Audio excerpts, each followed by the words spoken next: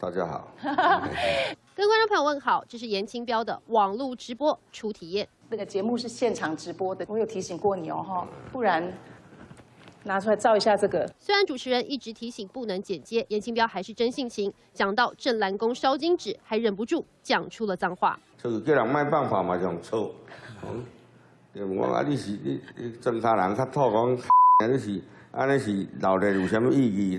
严家父子上节目放很开，干脆直接带消波块来辟谣，还呛说他坏话的人最好拿出证据。那个消波块在我们海线来讲是保护家园，所以讲这个曾经谁批评过我，真的那个人会被怎么样？没有啊，你挤不出来嘛。霸气就是霸气，快问快答游戏，主持人要他写下答案，他全部用讲的。网友吴小如他问说：“严宽能是国民党的，为什么飘哥不加入国民党？”啊。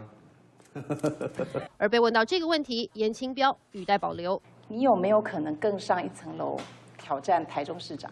当有需要伊的时阵，再来思考嘛。现在伊还少年呢。